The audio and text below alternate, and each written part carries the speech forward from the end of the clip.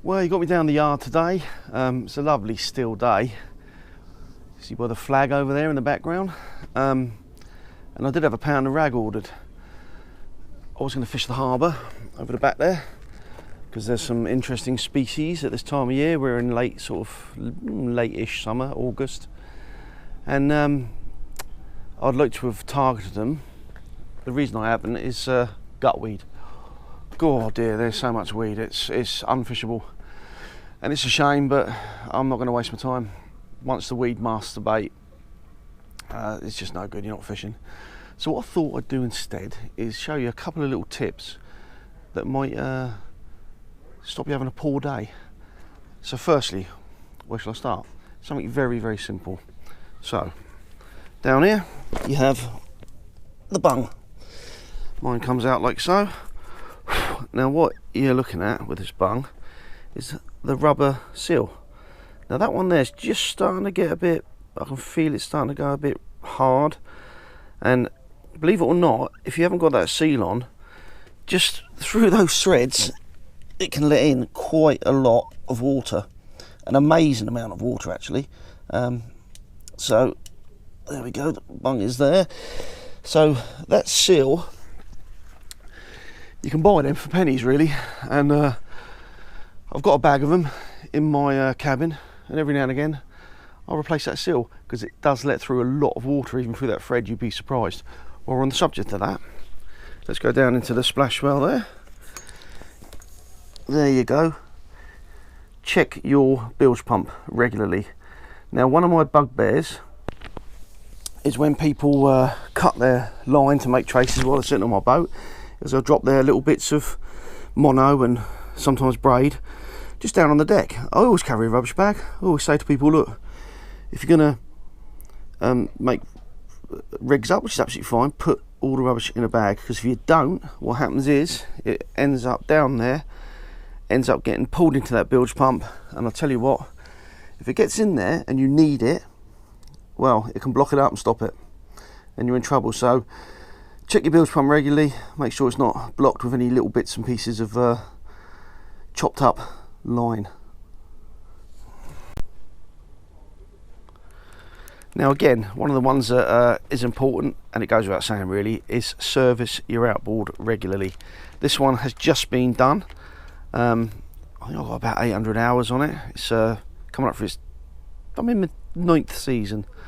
So that's everything. That was the impeller, filters, obviously oil, the lot. But what I also changed, because what happens over time is it can perish and start to get a bit rubbery and a bit sort of chalky, is my fuel line. So I've had all that changed completely round from the tanks round into the engine.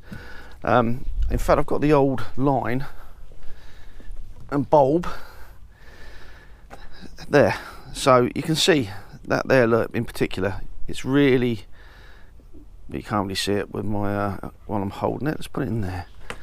But what you'll see is, in particular there, that line's going really sort of, it's coming away, breaking up the rubber, and it does over time. So I've changed all that, and whilst I was at it, I also changed my steering cable. So all this steering cable all the way back to the helm is new, and the reason I've done that is because, again, over time it gets a lot of use. I mean, I use my boat a fair bit, and the steering cable, it's quite a hard life on it, and for the cost it was negligible. I thought, do you know what, I'm just going to change that.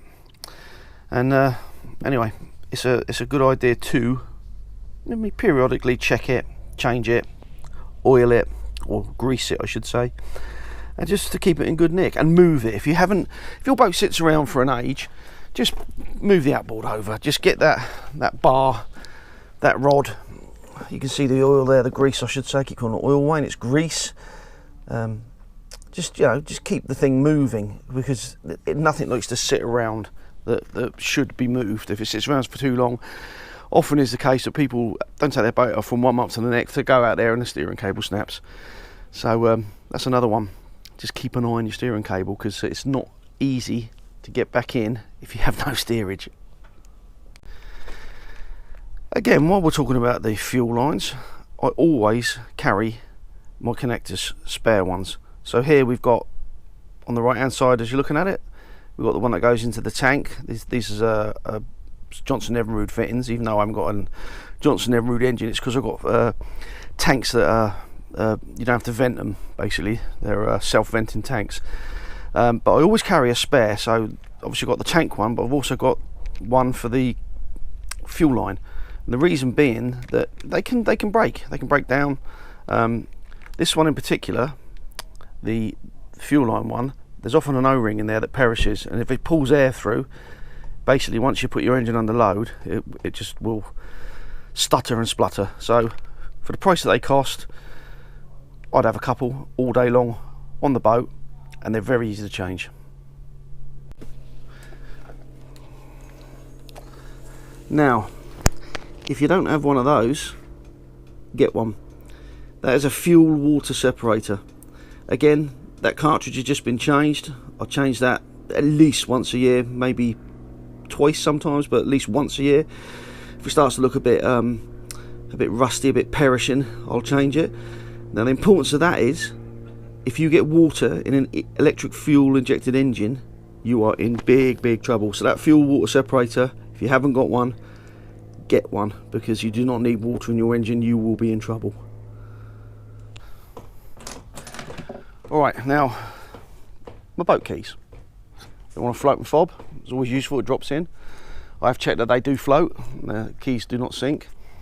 But have a spare set.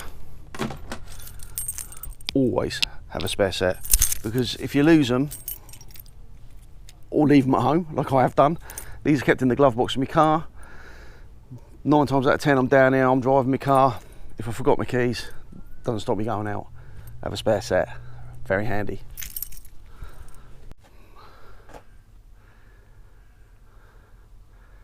Something else to regularly look at is your anchor line.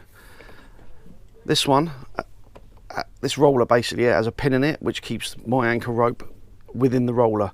Very important that. I don't want that bouncing out. I want that always to be, the weight of the anchor always to be on the bow of the boat. On my particular boat, it runs through a couple of fair leads, keeps it all neat and tidy, and it comes down to the cleat. But what you want to do is just regularly check your anchor rope, make sure it's not frayed anywhere. Check your connections on your anchor, your chain, everything. Just regularly keep an eye on them, because it's quite easy for things to work loose, get chafed, and you don't want to lose your anchor. It's can be inconvenient, can be a bit dangerous actually. I always carry a spare. I think it's prudent to always have a spare. In fact, my spare is at the front here. There we go. There's my Bruce there, 5 kilo Bruce spare. Plenty of chain, plenty of rope, just in case.